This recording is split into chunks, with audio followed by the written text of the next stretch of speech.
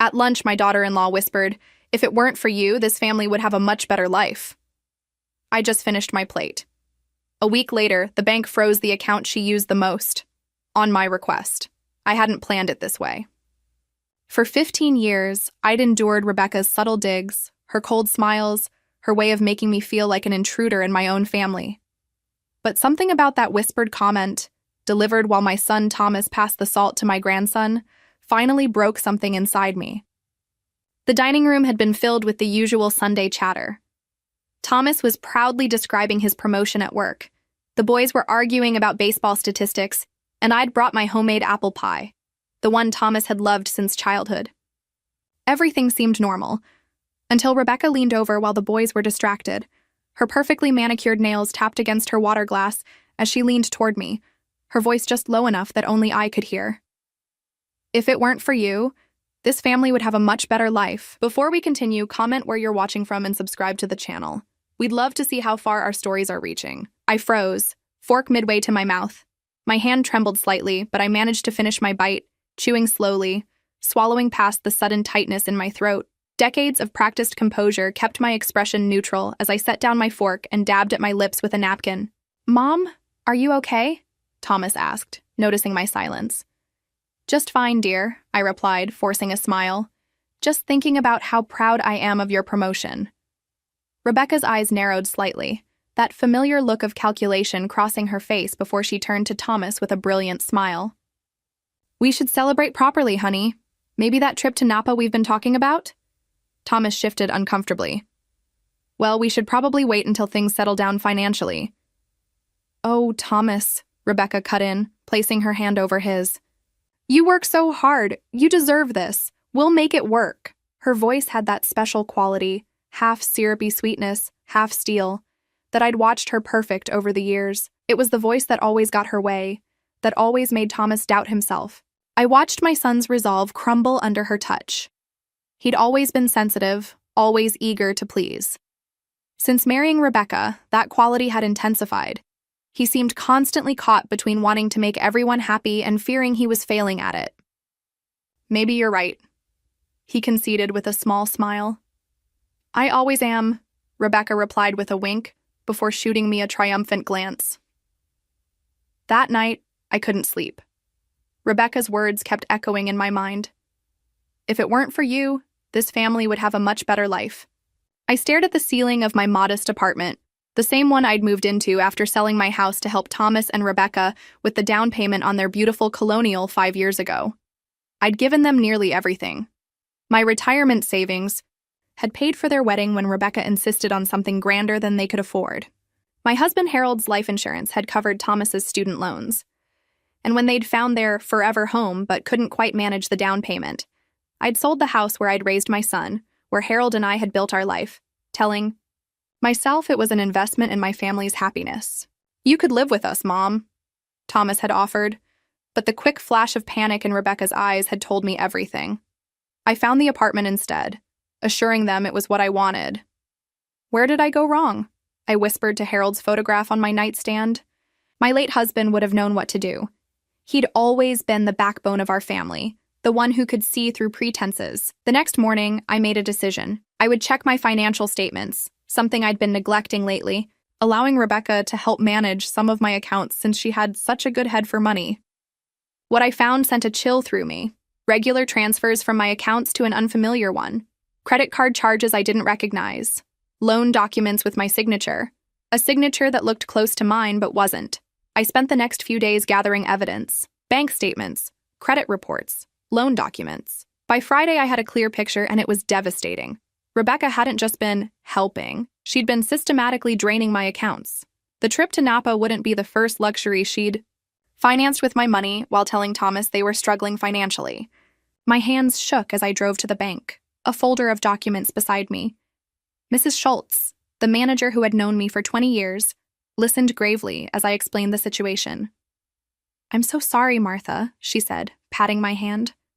"Financial elder. Abuse is more common than people realize, especially from family members." The word stung. Elder abuse. Was that what this was? I was 70, yes, but I'd never thought of myself as vulnerable. I'd been a nurse for 40 years, had helped deliver babies and comfort the dying. I'd raised my son alone after Harold's heart attack. I wasn't helpless. Yet here I was, betrayed by the woman my son loved, the mother of my grandchildren. "What would you like me to do, Martha?" Mrs. Schultz asked gently. I took a deep breath, straightening my spine. "I want to freeze the account that's receiving these transfers, and I want to change the access permissions on all my accounts."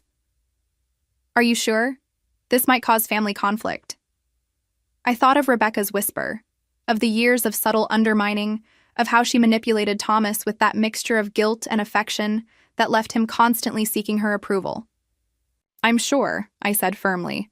"It's time for the truth to come out." As I drove home, I felt a strange mixture of dread and relief. Rebecca would be furious when she discovered what I'd done. Thomas would be caught in the middle. My grandchildren might be kept from me. But for the first time in years, I felt like I was standing up for myself, for the woman Harold had loved, for the mother Thomas had once admired.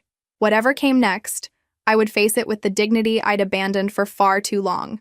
What I didn't know then was just how deep Rebecca's deception went, or how much it would cost us all before the truth was fully revealed. The next morning, I woke to 6 missed calls from Rebecca. I knew the bank must have notified her about the freeze. My hand trembled slightly as I set my phone down without returning her calls. Instead, I made myself a cup of tea and sat by my window, watching the early spring rain patter against the glass. 15 years. That's how long Rebecca had been in our lives. I still remember the day Thomas brought her home, her perfect smile, designer clothes, and the way she complimented everything in my house while her eyes calculated its value. I'd ignored the warning bells then, so happy to see Thomas in love after his heartbreak with Sarah, the kind kindergarten teacher he'd dated in college. "You'll adore Rebecca, Mom," Thomas had said. "She's amazing with numbers. Works for that big investment firm downtown." I'd tried to love her, for Thomas's sake. When they announced their engagement 6 months later, I threw myself into helping plan the wedding. But even then, there were signs. "Thomas and I want something special," Rebecca had said during our first wedding planning lunch. "Not some budget affair." "Well, I've set aside some money for Thomas's wedding," I'd offered. "It's not a fortune, but—" "That's so sweet," Rebecca interrupted, patting my hand. "But we were thinking of something a bit more elegant. The Westbrook Hotel has this gorgeous ballroom." The Westbrook was the most expensive venue in town. I'd seen Thomas's face tighten with worry. "Becca, we talked about this. I don't think we can afford—" "Oh, Thomas," she'd said with that special laugh, the one that somehow made him feel both loved and slightly foolish. "Don't worry so much. We'll figure it out." By the time she'd finished her pitch, complete with talk about once-in-a-lifetime moments and starting their marriage off right, Thomas was nodding along. And I'd opened my checkbook, wanting my son to be happy, wanting this woman to welcome me into their life. That had been the pattern ever since. Rebecca wanting more than they could afford, Thomas hesitating, Rebecca making him feel guilty for his practicality, and often me stepping in to help, always with Rebecca's knowledge, rarely with her gratitude. The worst had been the house. They'd been married 10 years when Rebecca decided their starter home wasn't enough anymore. "The schools in Oak Ridge are so much better," she'd explained over dinner at my house. "And we need more space for the boys. Don't we deserve to give them the best, Thomas?" Thomas, always the responsible one, had looked uncomfortable. "The mortgage would be a stretch, Becca. Maybe in a few years, Jamie will be halfway through school already," she'd countered, her voice taking on that edge that made Thomas shrink slightly in his chair. "Do you want to be the reason he doesn't get into a good college?" I'd watched my son's face fall, watched him assume this burden of guilt. Before I could stop myself, I'd spoken up. I could help with the down payment. Both had turned to me. Thomas, with surprise, Rebecca with a quickly hidden flash of triumph. "Mom, no, we couldn't ask you to—" "Don't be silly, Thomas," Rebecca had cut in. "If your mother wants to help her grandchildren, we should let her. It's what family does." A week later, I'd listed my house, the one Harold and I had bought when Thomas was just a baby, the one where I'd raised him after Harold's sudden death when Thomas was only 12, the house where I'd kept all my memories. "You'll come live with us, of course," Thomas had insisted. I'd seen the panic flash across Rebecca's face before she'd smoothed it into a smile. "Of course," she'd echoed. But later, she'd taken me aside. "Thomas means well," she'd said, "but you'd be so cramped in our guest room. And you've always valued your independence. I found some lovely senior apartments not far from us, And so I'd ended up here, in this one-bedroom apartment, surrounded by the few keepsakes I'd kept from my old life. I'd told myself it was worth it to see my grandchildren grow up in a beautiful neighborhood with good schools. I told myself that the coldness I sometimes felt from Rebecca was just my imagination. But it wasn't just my imagination that had Rebecca gradually taking over my financial affairs. "You shouldn't have to worry about these things at your age," she'd said when offering to help manage my accounts. "I do this professionally, after all." At first, it had been small things, helping me set up automatic payments, suggesting investments. Then came the joint account for emergencies. Then her name on my credit cards as an authorized user, just in case. Thomas had encouraged it. "You're lucky, Mom.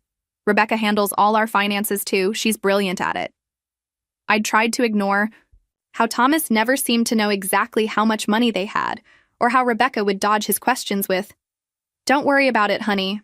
I've got it handled." My tea had gone cold as these memories washed over me. My phone buzzed again. Thomas this time. I hesitated, then answered. "Mom? What's going on?" "Rebecca says there's some problem with the bank." My heart ached at the confusion in his voice. "Thomas, we need to talk, but not over the phone. Can you come by? Alone?" "Alone? Mom, you're scaring me." Rebecca says, "Please, Thomas, trust me." A long pause. I could almost see him running his hand through his hair the way he did when stressed. "Okay, I'll come by after work." I spent the day preparing. I organized all the bank statements, the credit card bills, the loan documents. I made copies of everything, and I steeled myself for what was to come. Thomas arrived at 5:30, his tie loosened, worry etched on his face. "Rebecca's furious, Mom. She says you froze her account." "Not her account, Thomas. My account. Please, sit down." Confusion clouded his features as he lowered himself onto my couch. "What do you mean your account?" I took a deep breath and began to explain. I showed him the statements, the transfers, the credit card charges for luxury items and vacations that Rebecca had told him they couldn't afford. I showed him the loans in my name, with forged signatures. "That can't be right," he said, shaking his head. "Rebecca wouldn't. She couldn't." "She did, Thomas. Over $200,000 in the past 5 years alone." The color drained from his face. "But we've been struggling to pay our mortgage. She's been saying we need to cut back, that we might need to ask you for another loan soon. While she's been taking shopping trips to New York, while she has a secret account with over $50,000 in it." Thomas stared at the documents, his hands shaking. "I don't understand. Why would she lie to me?" I reached for his hand. "There's more, Thomas. It's not just about the money." I showed him something else I'd discovered while digging through my records. Emails Rebecca had sent to my grandchildren's school using my email account. Emails canceling my attendance at school events, claiming I was too tired or not feeling well.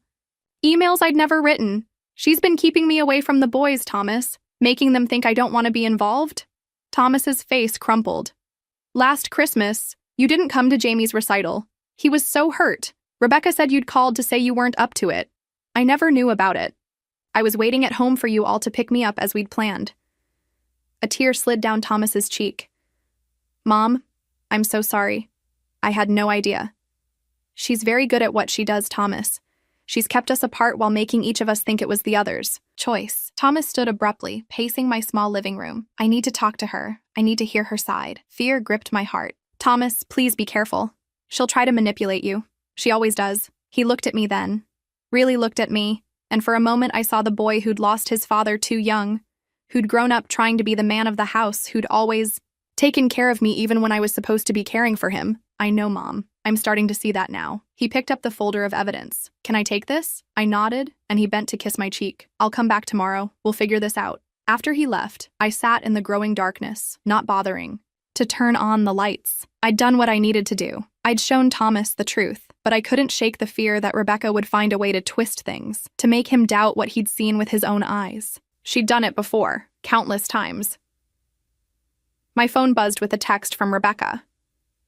"You have no idea what you've done." I stared at those words, feeling their threat wrap around me like a cold hand. But instead of the fear I'd felt for so long, I felt something else stirring. A determination I thought I'd lost years ago. Whatever storm was coming, I would face it. For Thomas, For my grandchildren. For myself. What I didn't know then was that Rebecca's deception ran even deeper than financial abuse, and that the coming confrontation would reveal secrets that would change our family forever. I didn't sleep that night. Every creak in the apartment building made me start, half expecting Rebecca to appear at my door. By morning, I was exhausted but resolute. I called my oldest friend Doris, who lived 3 floors below me. "Martha, you should have told me sooner," she said after I explained everything over coffee at her kitchen table. Doris had been a paralegal for 40 years before retiring, and her practical mind was exactly what I needed. I was embarrassed, I admitted. I kept thinking I must be misunderstanding things, that I was being paranoid. Doris adjusted her glasses and examined the statements I'd brought. "This isn't paranoia. This is systematic. Look at these transfers, always just under $5,000, probably to avoid triggering bank notifications. Do you think Thomas will confront her?" Doris sighed. "He might try, but from what you've told me about this woman, she'll have a story ready. You need more evidence, something irrefutable." She was right. What I had proved Rebecca had been taking my money, but there were still gaps. Where had all that money gone? And what else had she been hiding? Doris helped me make a plan. First, we'd need to understand exactly how Rebecca had gained such control over Thomas. I'd watched it happen gradually over 15 years, but seeing it written out made the pattern undeniable. "It's classic manipulation," Doris said as we made a list.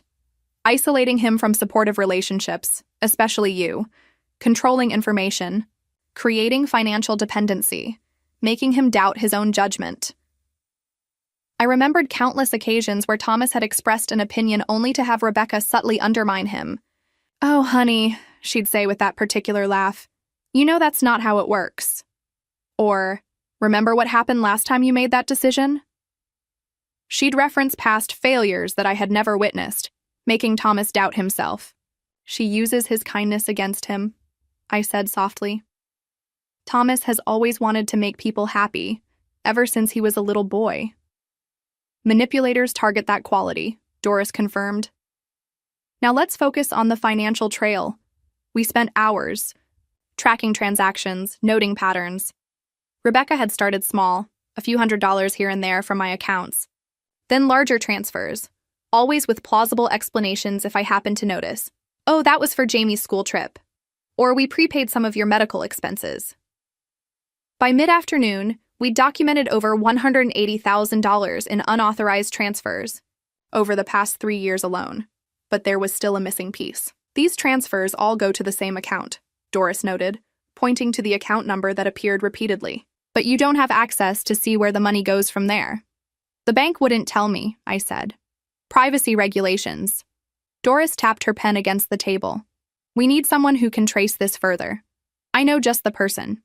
That evening, we met with Michael Chen, a forensic accountant Doris knew from her legal days. In his small office downtown, he reviewed our documents while I nervously twisted Harold's wedding ring on my finger. "This is quite sophisticated," Michael said finally.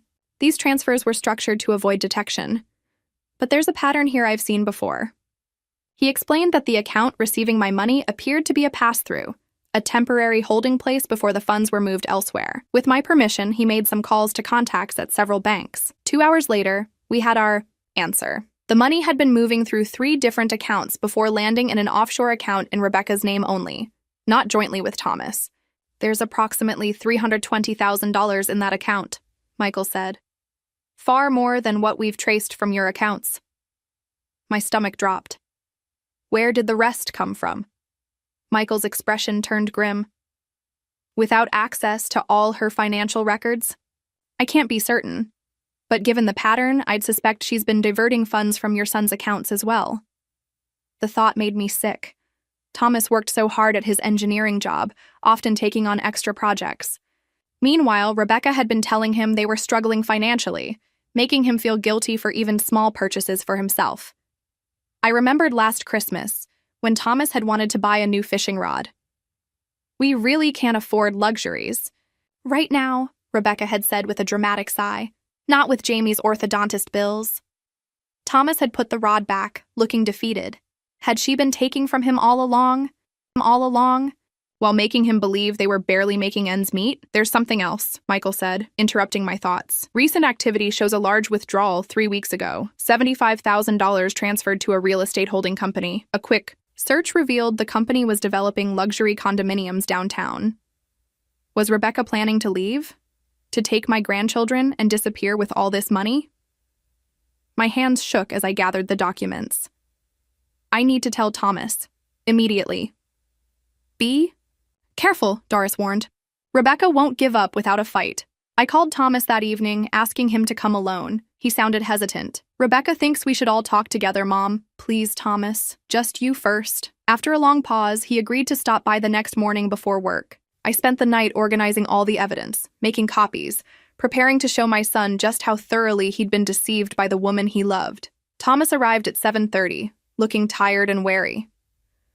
Rebecca was upset I came alone, he said as he took off his jacket. She thinks you're trying to turn me against her. I'm trying to show you the truth, I replied, leading him to my dining table where the documents were neatly arranged. Please, just look at what I found. For the next hour, I walked him through everything.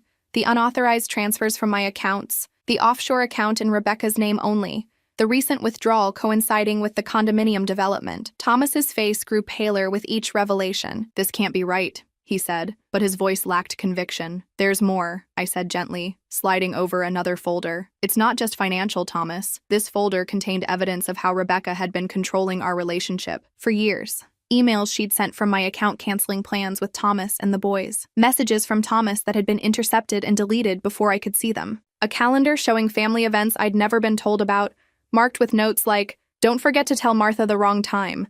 Thomas stared at the evidence, his hands trembling slightly. Why? He whispered. Why would she do this? I reached across the table and took his hand.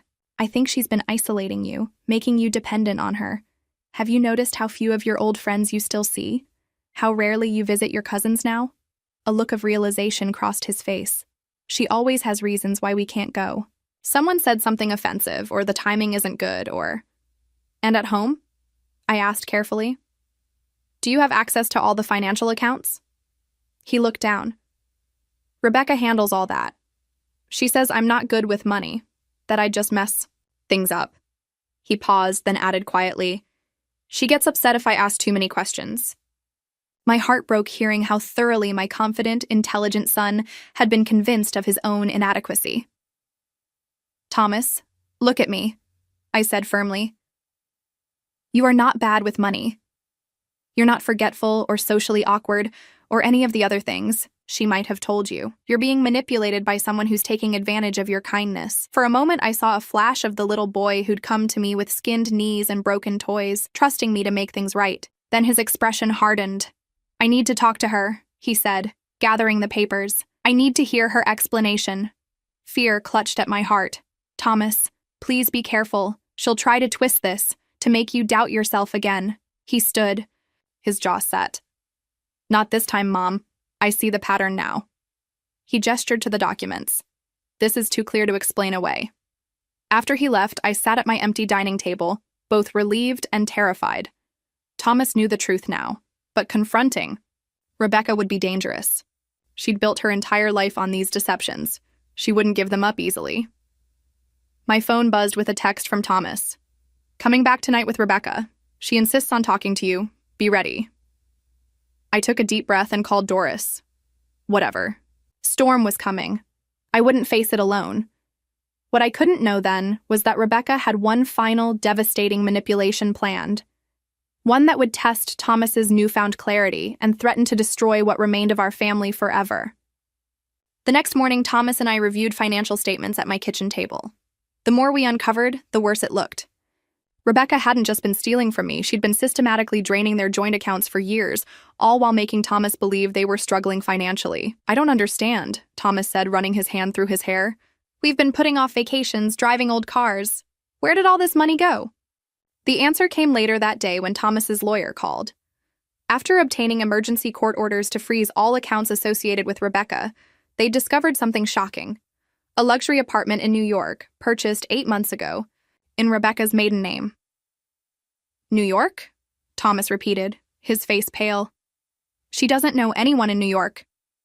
But a quick search revealed that Eric Chambers, the real estate developer who'd received the $75,000 transfer from Rebecca's secret account, had recently opened a new office in Manhattan. I think she does know someone there, I said gently.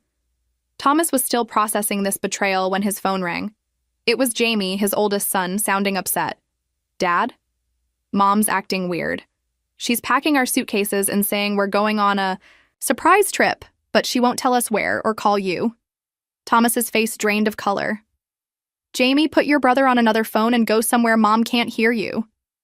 After confirming the boys were alone, Thomas's voice remained calm despite his panic. Listen carefully, boys. I need you to stall Mom. Tell her you can't find something important. Don't get in the car with her. I'm coming home right now. After hanging up, Thomas called his lawyer, who promised to meet him at the house with a emergency custody order. Then he called the police to report Rebecca's attempt to flee with the children. I can't believe this is happening, he said, grabbing his keys. She'd really take the boys away from me? She's desperate, I replied, grabbing my purse. I'm coming with you. When we arrived at Thomas's house, Rebecca's car was already packed. Thomas rushed inside, with me following as quickly as my artificial knee would allow. You have no right, Rebecca was screaming in the living room. They're my children, too. You were going to take them without telling me, Thomas shot back, blocking her path to the stairs. Rebecca's eyes flashed with fury when she saw me. Of course she's here. Running to Mommy again, Thomas? Don't start, Rebecca, Thomas warned. The police are on their way, and my lawyer has already filed for emergency custody. Rebecca's laugh was brittle. On what grounds? Being a devoted mother who wanted to take her children on a trip. On grounds of financial fraud, attempted parental kidnapping, and documented psychological abuse, came a voice from the doorway. A tall woman in a crisp suit stood there. I'm Sarah Kendrick, Mr. Lindstrom's attorney, and you, Mrs. Lindstrom, are in serious trouble. Rebecca's composure cracked. This is ridiculous. You can't keep me from my children. Actually, we can, Sarah replied, holding up a document. This emergency order grants Mr. Lindstrom temporary sole custody pending a full hearing. The wail of police sirens seemed to finally penetrate Rebecca's denial. Her face contorted with rage as she turned to me. You, she hissed. This is all your fault. You couldn't stand that he loved me more than you. That's not true, I said, quietly. I only wanted Thomas and the boys to be happy. I don't need your approval, she spat. Do you know how pathetic you look? A lonely old woman clinging to her son because no one else wants her? Thomas stepped between us. That's enough, Rebecca. Don't speak to my mother that way. Rebecca's eyes widened, as if finally realizing she'd lost her hold over him. Her expression shifted, calculation replacing rage. Thomas, she said, her voice suddenly soft, vulnerable. Please don't do this. I know I've made mistakes, but I love you. We can work this out. I watched as she reached for him with that familiar gesture I'd seen countless times, the touch that usually preceded Thomas giving in. But Thomas stepped back, out of her reach. No, Rebecca. No more manipulation. No more lies. The police arrived then, along with Rebecca's hastily called attorney. Rebecca was served with restraining orders preventing her from accessing any financial accounts or removing the children from the county. By evening, a temporary arrangement had been reached. Rebecca would stay with her sister across town. Thomas and the boys would remain in the family home. A full hearing was scheduled for the following week. After the police left, Thomas sat with Jamie and Ethan in the living room, gently explaining what was happening. I stayed in the kitchen, giving them privacy, my heart breaking for my grandsons whose world had just been turned upside down. Later, after the boys went to bed, Thomas joined me at the kitchen table, his face lined with exhaustion. How are they? I asked. Confused. Upset. He sighed. Jamie had questions I couldn't answer. Ethan just wanted to know when Mom was coming home. I reached across the table and squeezed his hand. Children are resilient, Thomas. With love and honesty, they'll get through this. He nodded, then looked up at me with eyes full of regret.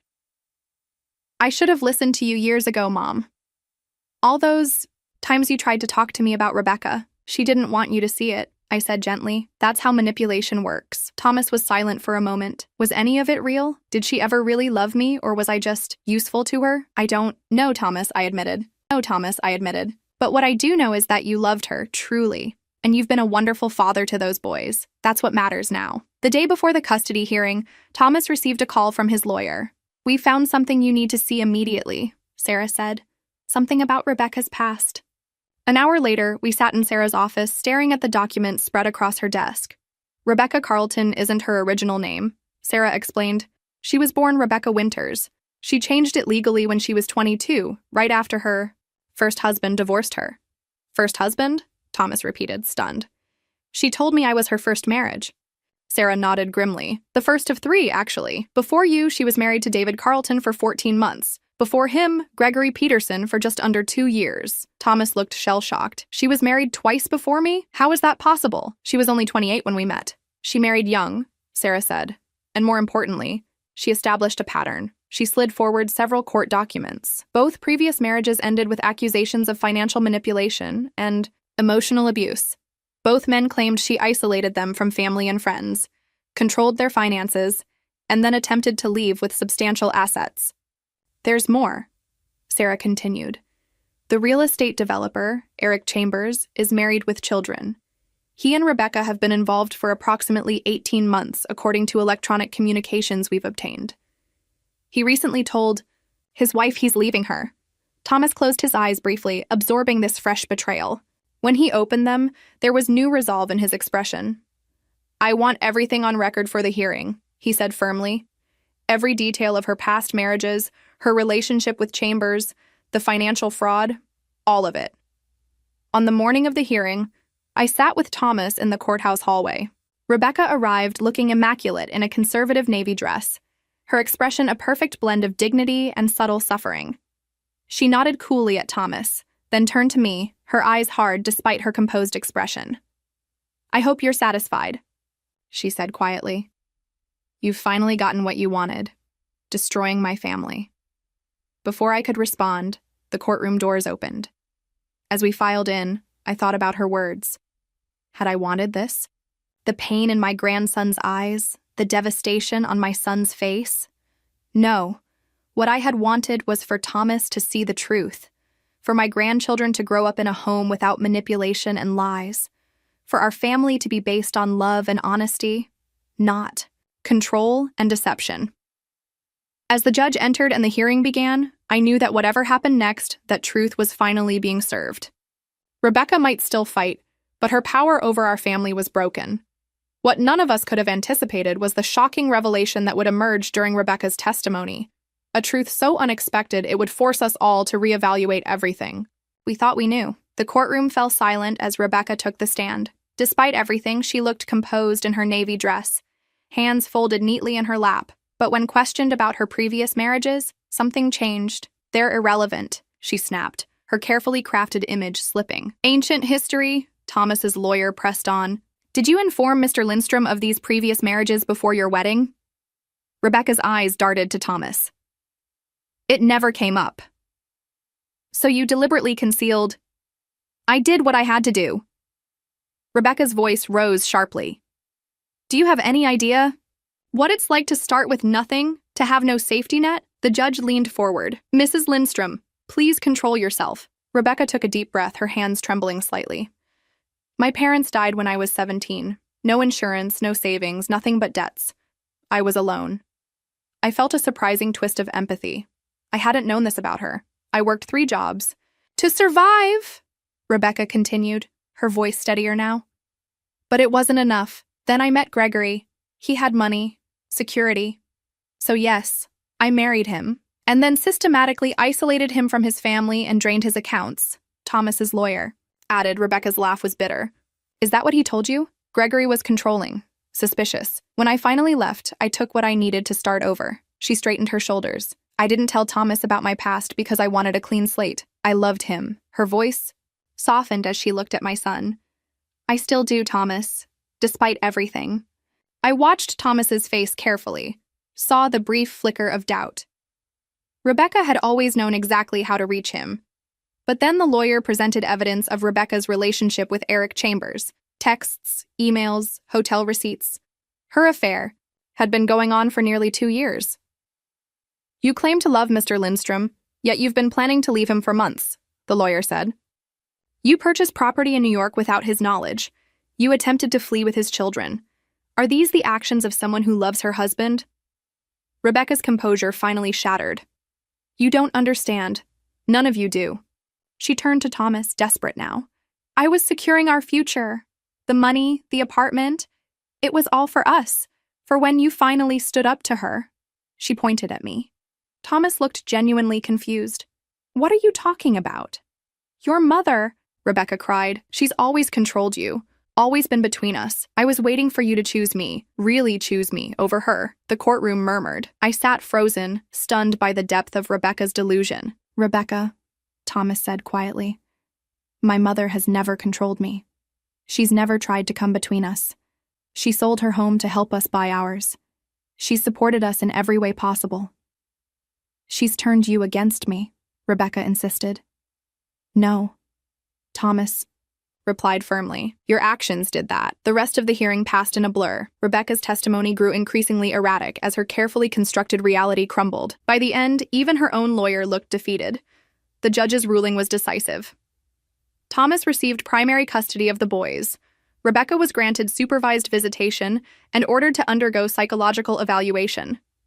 All assets were frozen pending a full financial audit. Rebecca was barred from leaving the county until all legal matters were resolved. As we left the courthouse, Rebecca stood alone on the steps, her sister having already left to prepare a room for her.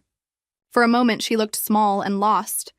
Not the confident manipulator who had controlled our family for 15 years, but a frightened woman whose carefully built facade had finally collapsed. Thomas hesitated, then approached her. I couldn't hear what he said, but I saw Rebecca's shoulders slump as she nodded. They spoke briefly before Thomas returned to me. What will she do now? I asked quietly as we walked to the car. Stay with her sister until she figures out her next steps, Thomas replied. The boys need stability, so I told her we'd stick to the visitation schedule. He sighed. Despite everything, she's still their mother. I nodded, admiring his compassion even after all Rebecca had done. 1 year later, my living room was filled with laughter as Jamie and Ethan played a board game on the floor. Thomas was in the kitchen, preparing dinner, something he discovered he enjoyed in the months since the divorce was finalized. Much had changed in that year. The financial audit had recovered most of the money Rebecca had hidden away. Thomas had sold the house, moving to a smaller but cozier home closer to my apartment. Rebecca, after initially fighting every court order, had eventually accepted a settlement that allowed her to keep a portion of the assets in exchange for a clean break. Her affair with Eric Chambers had ended shortly after he discovered she'd been named in his divorce proceedings. Last we heard, she'd moved to California to start fresh, a pattern she seemed unable to break. Thomas stepped out of the kitchen, wiping his hands on a dish towel. Dinner in 10 minutes, boys. I watched him with pride. The past year hadn't been easy, but Thomas had emerged stronger, more confident. He'd returned to the man I remembered from before Rebecca. Thoughtful, self-assured, full of gentle humor. Mom, you're staring, he said with a smile, sitting beside me on the couch. Just thinking about how far we've come, I replied. He nodded, his expression turning serious. I never thanked you properly, you know. For what? For not giving up? On me. For being brave enough to confront Rebecca when I couldn't see what was happening. He took my hand. If you hadn't frozen that account when you did, who knows where we'd be now? I squeezed his hand. You would have figured it out eventually. You're stronger than you think. Maybe, he conceded. But I'm glad I didn't have to do it alone. That evening, as I watched Thomas with his sons, patient, loving, fully present, I felt a deep sense of peace. The inheritance of truth had come, at a high price, but it had freed us all from Rebecca's web of deception. The boys still had difficult days, still missed their mother sometimes. Thomas still had moments of self-doubt, still questioned how he could have been so blind for so long. And I still felt twinges of guilt for not acting sooner, for not finding a way to help Thomas see the truth before so much damage had been done. But we were healing, slowly and together. We were reclaiming the family bonds that Rebecca had tried so hard to sever. Grandma, will you play with us? Ethan called, holding up the dice. Of course, sweetheart, I said, joining them on the floor. As I settled in beside my grandsons, I caught Thomas watching us, a gentle smile on his face. For 15 years, Rebecca had worked to keep us apart. Convinced that my relationship with Thomas somehow threatened her. She'd never understood that love doesn't divide when shared. It multiplies. Later that night, as Thomas walked me to my car, he mentioned that he'd been encouraged to start dating again. I'm not sure I'm ready, he admitted. I still feel. He trailed off, searching for the right word. Wary? I suggested. That's natural, after what you've been through. He nodded. How do you trust again, Mom? How do you know someone is who they claim to be? I thought carefully before answering. You pay attention to actions, not just words. You move slowly. And you remember that real love never asks you to compromise who you are or cut yourself off from people who care about you. Thomas considered this, then smiled. Good advice. I'll keep that in mind. As I drove home that night, I thought about Rebecca's whispered words at that lunch table a year ago. If it weren't for you, this family would have a much better life. She had been wrong. My presence hadn't damaged our family. Her deception had. By freezing that account, by finally standing up for myself and for Thomas, I hadn't destroyed anything worth saving. I had simply revealed the truth that had been hidden for too long. And that truth, painful as it had been, had ultimately set us all free.